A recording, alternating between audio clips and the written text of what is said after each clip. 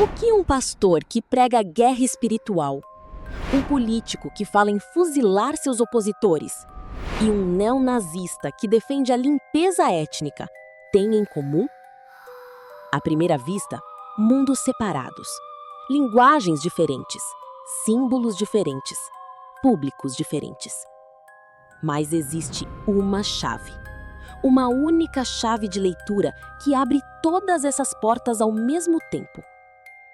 E entendê-la pode ser uma das coisas mais importantes que você fará hoje. Vamos começar desfazendo um equívoco muito comum. Quando ouvimos a palavra fundamentalismo, pensamos imediatamente em religião, em fanáticos, em textos sagrados interpretados ao pé da letra. Mas a pensadora Karen Armstrong, em seu livro Em Nome de Deus, nos mostra algo perturbador. O fundamentalismo não é um retorno à tradição. Ele é uma reação moderna, à própria modernidade. Pense nisso por um momento. Vivemos num mundo complexo, diverso, cheio de incertezas, cheio de perguntas sem resposta. E o fundamentalismo oferece a sedução das certezas absolutas. Zygmunt Bauman chamou nosso tempo de modernidade líquida. Um mundo onde tudo escorrega, onde nada é sólido, onde as identidades se dissolvem. O fundamentalismo é a resposta rígida a esse mundo líquido. Ele diz: eu sei quem sou, eu sei quem é o inimigo, e eu sei o que precisa ser feito. Essa é a sua força, e esse é o seu perigo.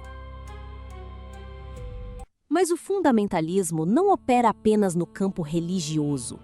Ele é, na verdade, uma tecnologia de poder. E essa tecnologia funciona em 3 etapas. Primeira etapa: a recusa da pluralidade.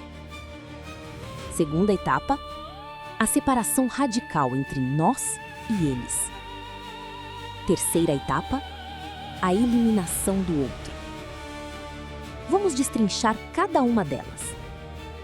A primeira ação prática do fundamentalismo é desenhar fronteiras morais intransponíveis. O filósofo Carl Schmitt dizia que a política é definida pela distinção entre amigo e inimigo. O fundamentalismo radicaliza essa distinção ao ponto de torná-la absoluta. O inimigo não é mais um adversário com quem você discorda. Ele é o mal encarnado. Ele é uma ameaça à sua existência. Ele precisa ser contido. Observe como isso funciona nos 3 grupos que estamos analisando. Em certos grupos evangélicos de linha dominacionista, o mundo é dividido entre os salvos, aqueles que possuem a verdade de Deus, e o mundo, que está sob o domínio do demônio. O outro não é um cidadão com direitos diferentes.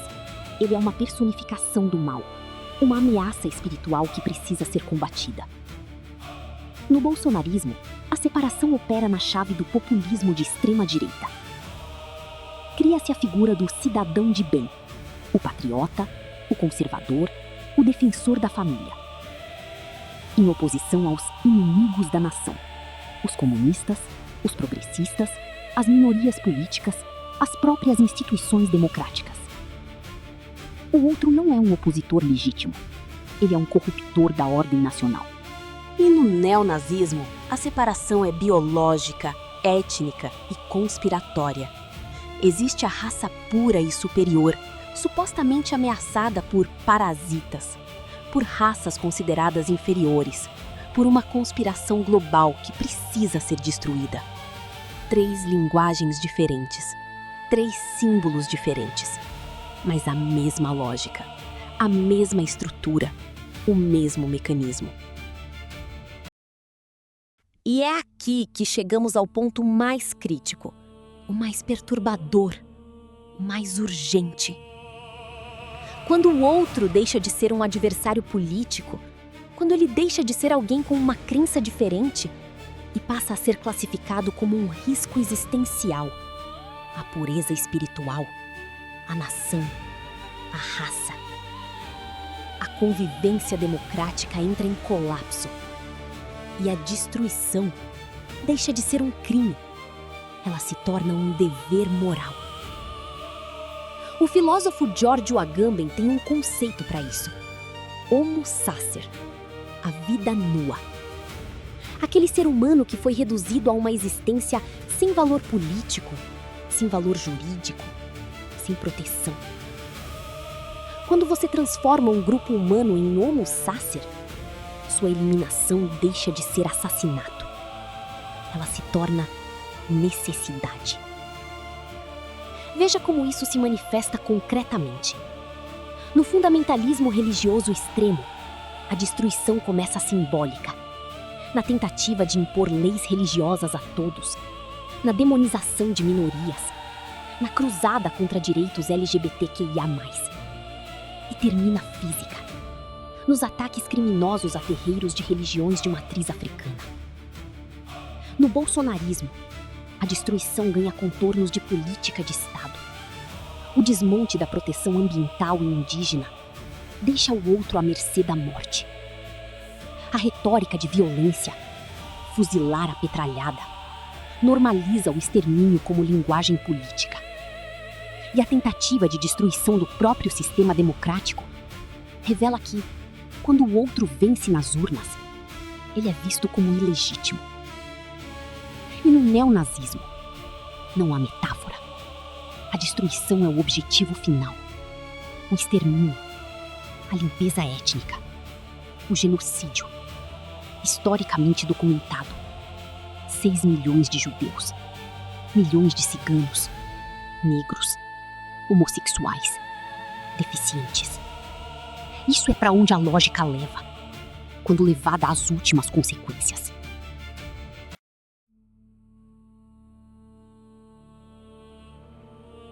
Mas onde esses 3 vetores se encontram hoje? Onde eles convergem de forma mais visível? No fenômeno que os pesquisadores Philip Gorski e Samuel Perry chamaram de nacionalismo cristão de extrema-direita.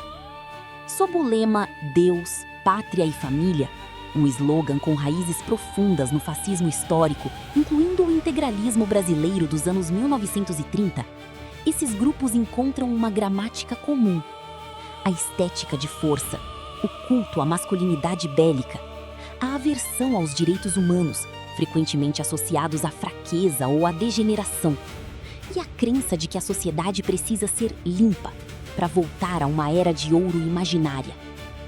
Humberto Eco já havia identificado isso em 1995, no seu ensaio O Fascismo Eterno. O fascismo não morre, ele se reinventa, ele troca de roupa, mas a estrutura permanece. Durante os 2 últimos séculos, até que individualmente seja revertida a ideia de curva totalitária, isso nos revelou novamente que o caos pode chegar a qualquer momento. Então, o que fazemos com tudo isso? A filósofa Chantal Mouffe nos diz que a democracia saudável não elimina o conflito, ela o transforma.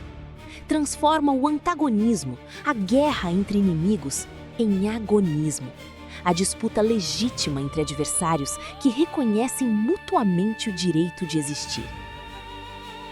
E Axel Honneth nos lembra que o antídoto ao fundamentalismo é uma política de reconhecimento, onde a existência do outro não é apenas tolerada, mas afirmada como constitutiva da nossa própria identidade.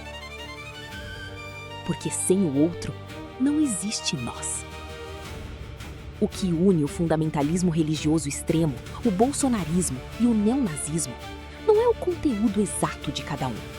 É a forma, é a estrutura, é a lógica. O fundamentalismo é uma lente de separação que transforma a diversidade humana em uma ameaça a ser neutralizada. E contra essa chave de destruição, o único antídoto estrutural possível é a democracia radical. Um sistema que parte do princípio absoluto de que o outro, todo e qualquer outro, tem o direito inalienável de existir. Se esse conteúdo fez você pensar, compartilhe. Porque ideias que iluminam precisam circular mais do que ideias que obscurecem. até o próximo vídeo.